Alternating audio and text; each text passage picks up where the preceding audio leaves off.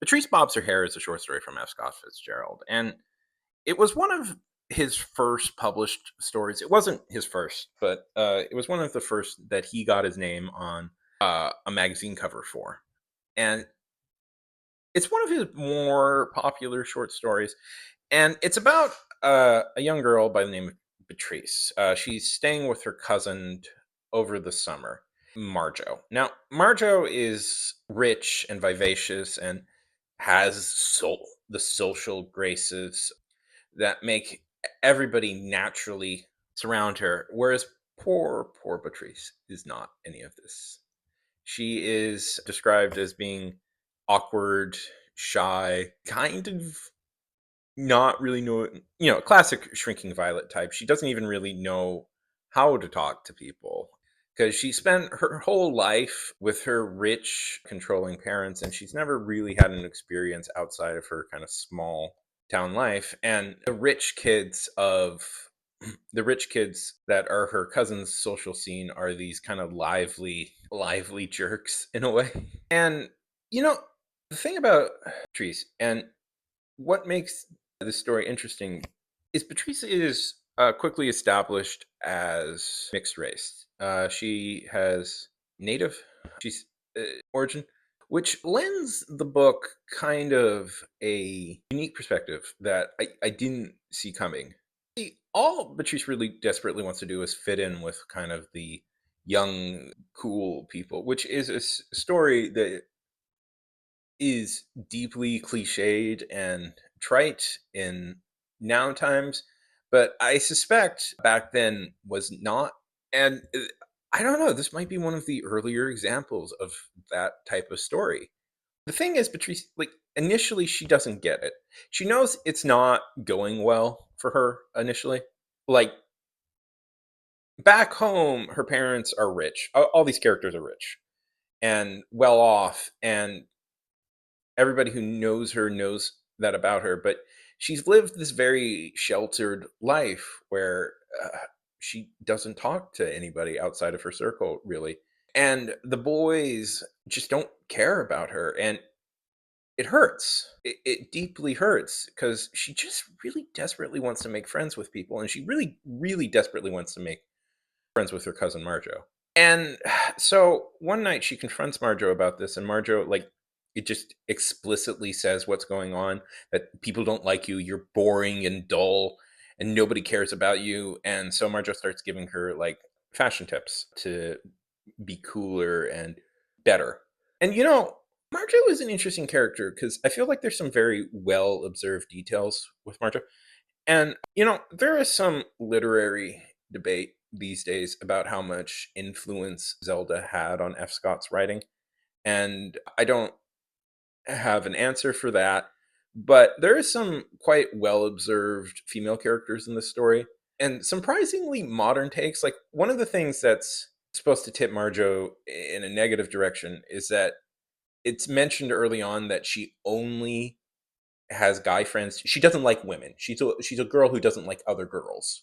She only likes guys, and she even kind of considers feminine things to be beneath her, which is one of the things that desperately confuses Patrice because she starts giving her a lot of these tips on how to be more feminine. And I can't help but notice, like, the tips to make herself better and more feminine are things that might conceivably make her look more white. That's an implication of this thing. You know, I don't know what F. Scott Fitzgerald's like political ideals are or his like way he viewed the world, but the story, I'll get to it when I get to the end. Does goes in a weird direction with this, but there's that whole scene in Great Gatsby where, to establish that Tom is a huge jackass, Tom goes on and on about race science and how whites are being interbred and devalued by interracial marriage and stuff. And that's supposed to make Tom an asshole.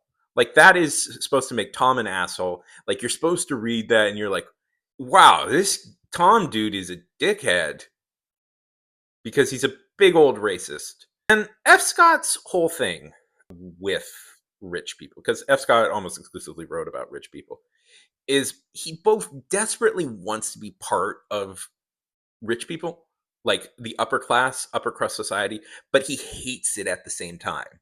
And like that's the whole contradiction in his life. Is he wants to be part of this. Like there's a fundamental need in him to be part of this. But he finds them vapid idiots.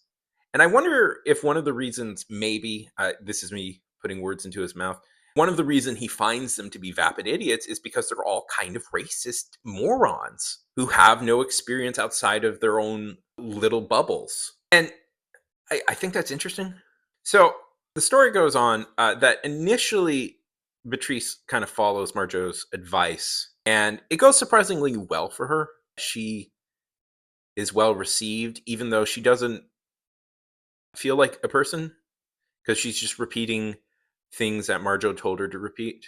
And this is another interesting element of the story because, according to F. Scott, the inspiration came for this when his sister wrote him asking how to be more popular, and he sent back this detailed, incredibly detailed note on the exact ways to be popular, the exact ways to be prim, the exact ways to do this and that. And which is interesting because Marjo is the person who does this to Beatrice, is the exact same thing F. Scott did with his sister. Is this self hatred? Is this him telling somebody about this thing that he did? And you were like, what the hell? Why did you do that? Or I don't know. So, anyways, it initially goes well. But one line that Marjo really encourages Beatrice to say is that she's going to bob her hair. One day she'll bob her hair. Beatrice is established as having very long, beautiful, dark brown hair. And she doesn't want to do that because that's one of her better features and she likes her hair. But eventually, but the thing about it is, Beatrice is actually starting to get along better with people. And she even starts romancing one of Marjo's main suitors and Marjo, in a fit of jealousy, challenges Beatrice to actually get her hair bobbed that night. And she doesn't want to do it. She doesn't want to do it. Like, there's this really interesting line where, like, as the kids force her to go to the barber shop, she says, it feels like an execution. She says, are they going to tie a cloth around me so the blood, no, the hair won't get on me? And I feel that's such a one, that's very good writing, and two, that's very evocative. Like fundamentally, her hair is part of her identity, and she feels like she is sacrificing this version of herself to appease these kind of loser dorks who didn't give her the time of day when she was just being herself. You know, and that's really something.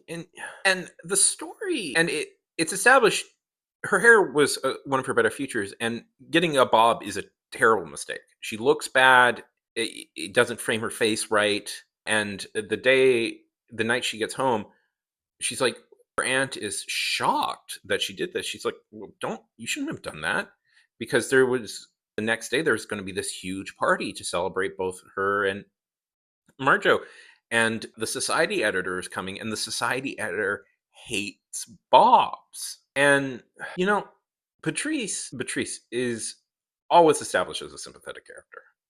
Like, your sympathy is 100% supposed to be with her at all moments of the story. She's a shrinking violet who doesn't fit in. And, my heart kind of broke for her. It really did. I was really bummed because it's like it was working for her for a minute. She was popular. People were liking her, but it just people keep screwing with her. And there's this interesting thing where it's like at the end of the story, her and Marjo get into this fight, and Scott really emphasizes that Marjo is like this Anglo-Saxon. Like he specifically says she looks like an Anglo-Saxon princess. And at the end of the story, this is kind of questionable. I'm a white guy. I know, shocking, right?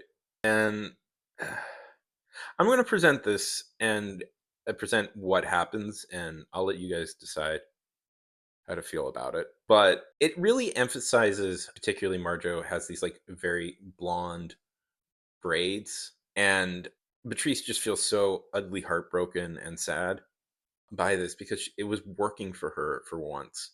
So that night she sneaks into Marjo's room and chops off her braids and throws it into the river. And she literally says, she scalped the girl. The thing is, like, Beatrice is the hero of the story, and like this is supposed to be, kind of this is supposed to be the hero moment where she stands up. I feel a little out of my depth commenting on it, but I liked the character.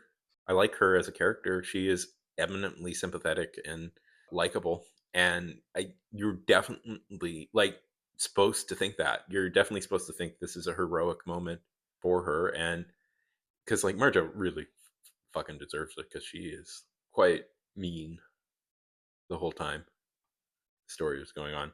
So I walked away from the story pretty positive. It does play into some stereotypes. It almost kind of plays into, like, if you really think about it, kind of plays a little bit into the noble savage stereotype. I think this is a really like kind of fun short story. But again, I'm not interested in telling, especially I'm a white guy and I'm not particularly interested in telling you how you should feel about the story.